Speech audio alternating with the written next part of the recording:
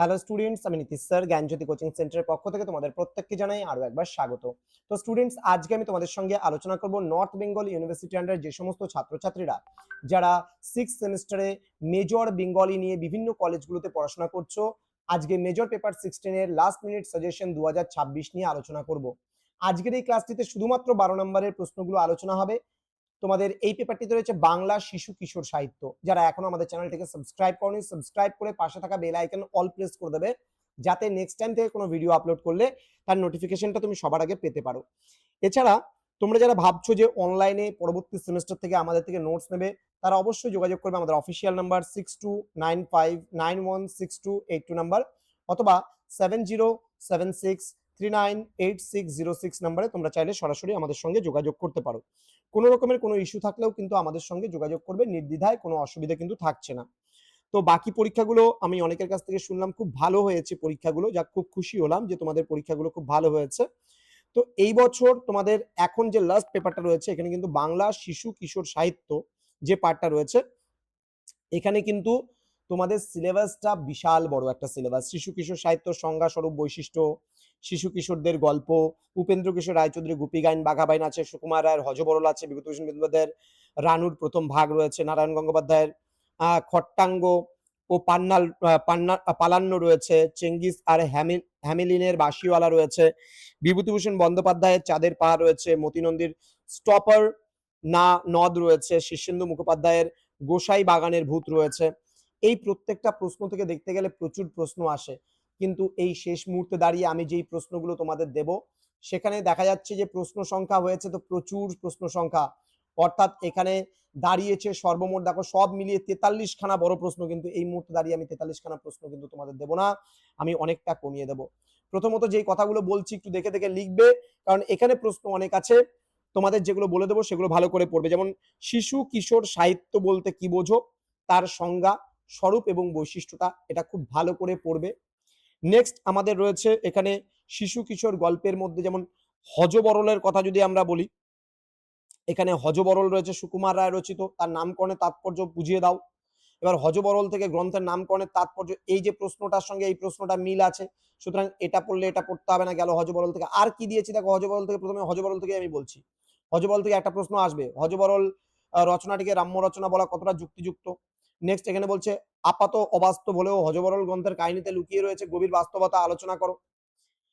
আচ্ছা, এখানে হযবরল থেকে আমি প্রশ্ন দিয়েছি রম্য রচনা হিসেবে, এটা আর পড়তে হবে না, একই প্রশ্ন বারবার রিপিট হয়ে গেছে, সুতরাং পড়তে হবে না কিন্তু এগুলো। যেগুলো বলছি আমি সেই প্রশ্নগুলো দেখলে পারেই তোমাদের কিন্তু চলবে। এই হযবরল থেকে 2-3 খানা প্রশ্ন পড়লে কিন্তু আর দেখতে হবে না তোমাদের হযবরল থেকে, 2-3 খানা প্রশ্ন দেখবে। একটা হচ্ছে নামকরণের তাৎপর্য বলেছি দেখতে, প্রথমটা প্রশ্ন পড়লে হযবরল থেকে, আরেকটা হচ্ছে রম্য রচনা, আর একটা এই যে প্রশ্ন। হযবরল থেকে এই 3টে প্রশ্ন তোমরা দেখবে, আশা করছি হযবরল থেকে যদি আসে তাহলে একটা প্রশ্ন কমন পাবে। এইবার আমি তোমাদেরকে বলবো গুপি গাইন বাঘা বাইনের প্রসঙ্গটা। গুপি গাইন বাঘা বাইন যদি দেখো, তাহলে এটাও তোমরা অনেক সময় মুভি দেখেছো, পারলে পারে একটু দেখেই নাও মুভি পরীক্ষার আগে গুপি গাইন বাঘা বাইনের ওপরে, তাহলে নিশ্চয়ই তোমাদের এই সাহিত্যটা কিন্তু তোমাদের অনেকটাই পড়া হয়ে যাবে। হ্যাঁ, গুপি গাইন বাঘা বাইনের থেকে দেখো একটা প্রশ্ন আছে, গল্পে ভূতের রাজার বর পাওয়ার পর গুপি এবং বাঘার জীবনে কি যে অভাবনীয় পরিবর্তন এসেছিল তা বিস্তারিত আলোচনা করো, একবার দেখেই নিতে পারো। নেক্সট, একটি রূপকধর্মী গল্প হিসেবে গুপি গাইন বাঘা বাইনের শিল্পমূল্য বিচার করো, অথবা নামকরণের সার্থকতাটা বা কাহিনী সংক্ষেপ, এই কয়টা প্রশ্ন ভালো করে পড়ে নেবা। আমার মনে হয় না এই কটা প্রশ্ন পড়লে এই গুপি বাঘার আর কোনো প্রশ্ন পড়ার প্রয়োজন আছে, দরকার নেই। এখানে আছে সার্থকতা, ওই যে বলেছিলাম সার্থকতা থেকে শুরু করে কয়েকটা প্রশ্ন দেখে নিতে হবে, গুপি গাইন বাঘা বাইন এনাফ, ঠিক আছে। এবার রানুর প্রথম ভাগ যেটা আছে, রানুর প্রথম ভাগ গল্পের শিশু চরিত্র হিসেবে রানুর যে মনস্তত্ত্ব বিবর্তন সারল্য ফুটে উঠেছে তা লেখো। এখানে রানুর প্রথম ভাগের আছে মাস্টারমশাই এবং রানুর মধ্যেকার যে সম্পর্ক ফুটে উঠেছে সেটা। রানুর প্রথম ভাগে কেবল একটি শিশুর পড়াই নয়, এটি একটি নির্মল মানবিক সম্পর্কের দলিল।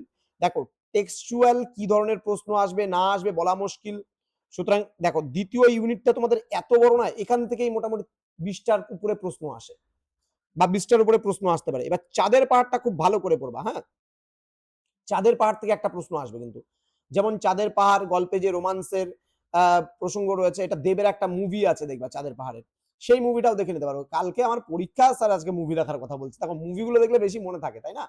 চাঁদের পাহাড়ের উপরে মুভি আছে, তারপর হচ্ছে আমি বললাম গুপি গাইন বাঘা বাইনের উপরে মুভি আছে, জিনিসটা একটু দেখে নিলে হালকা, বা সংক্ষিপ্ত সারটা একটু দেখে নিলে, তাহলে কিন্তু পরীক্ষায় বানিয়ে নিয়ে তুমি লিখে আসতে পারবে।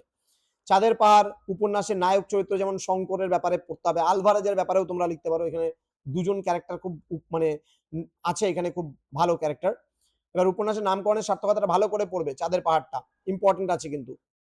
আচ্ছা, চাঁদের পাহাড় উপন্যাসের নায়ক চরিত্রটা আমি অলরেডি বলেইছি। চাঁদের পাহাড় রচনা অবলম্বনে শঙ্কর চরিত্র মানে নায়ক চরিত্র, ঠিক আছে। এখানে শঙ্করের আফ্রিকা ভ্রমণের সময় এটাও ওই একই। দেখে মনে হচ্ছে অনেক প্রশ্ন, কিন্তু ঘাবড়ানোর কিছু নেই। টেক্সচুয়াল থেকে দেখে মনেই হবে অনেক প্রশ্ন, কিন্তু যখন তুমি পড়বে দেখবে এত প্রশ্ন মনে হবে না। তুমি হালকা করে কয়েকটা প্রশ্ন পড়ে নিলে দেখবে যে চাঁদের পাহাড় উপন্যাসের সার্থকতা ওই একই প্রশ্ন। দেখো ঘুরিয়ে ফিরিয়ে একই প্রশ্ন চাঁদের পাহাড়ে, খালি আমরা কোশ্চেন খালি বেশি করেছি যে বিভিন্ন ধরনের প্রশ্ন আসতে পারে, ঠিক আছে। শঙ্করের অভিযানের লক্ষ্য কিভাবে পূরণ হচ্ছে, শঙ্কর ক্যারেক্টারটা পড়লে পারে এটা হয়ে যাবে। তাহলে শঙ্করের চরিত্র, তোমার হচ্ছে চাঁদের পাহাড় নামকরণের সার্থকতা, এই দুটো প্রশ্ন পড়ে যাও, ঠিক আছে, ভালো করে। তাহলেই আশা করি চাঁদের পাহাড় থেকে কমন পাবে। আর নারায়ণ গঙ্গোপাধ্যায় থেকে আমি বলবো যে পড়ার এখন প্রয়োজন নেই, দুটো পার্ট ছেড়ে দাও তোমরা যদি না পড়তে চাও। গোসাই বাগানের ভূত থেকে দুই একটা প্রশ্ন পড়ে যাও। গোসাই বাগানের ভূত থেকে তোমাদের কিছু প্রশ্ন আমি অলরেডি দিয়েছি। যেমন এগুলো কিন্তু তোমাদের আমি বলছি না একবারে ছেড়ে দিতে, এগুলো তোমরা যেটা আছে তোমাদের হচ্ছে ওই নারায়ণ গঙ্গোপাধ্যায়ের যে পার্টগুলো রয়েছে সেগুলো 6 এর জন্য তোমরা দেখে যেতে পারো, বড়র জন্য না পড়লেও চলবে, ছেড়ে দাও। একটা আসলে তো একটাই প্রশ্ন আসবে, 4টা প্রশ্নের মধ্যে বাকিগুলো লিখতে পারবে। দেন গোসাই বাগানের ভূত উপন্যাসের মূল চরিত্র পড়বে ভালো করে। গোসাই বাগানের ভূত, নিধিরামের সাথে বরুণের বন্ধুত্বের পরিচয়। দেন গল্পে বর্ণিত গোসাই বাগানের রহস্যময় পরিবেশের বর্ণনা এবং বিজ্ঞানী করলি বাবুর চরিত্রটি বিশ্লেষণ করো। এটা হালকার উপর দিয়ে জাস্ট এই 2-3টে প্রশ্ন একটু দেখে নিলে তাহলে সব মিলিয়ে তোমাকে 20টার মতন প্রশ্ন প্রায় পড়তেই হচ্ছে, কিন্তু এখান থেকে 20টাও হবে না আর কি, অলরেডি 14-15টা প্রশ্ন কিন্তু তোমাকে দেখতে হচ্ছে, এর মধ্যে থেকে তুমি 100% কমন পেয়ে যাবে। তো স্টুডেন্ট দেখা হবে খুব তাড়াতাড়ি আরো একটা নতুন ক্লাস নিয়ে, তোমাদের সঙ্গে পার্ট 2 ভিডিও নিয়ে খুব তাড়াতাড়ি আমি হাজির হব, যেখানে তোমাদের 6 মার্কসের প্রশ্নগুলো নিয়ে আলোচনা হবে। তোমরা প্রত্যেকে ভালো থেকো, সুস্থ থেকো। Thank you so much, thanks for watching after all, thank you.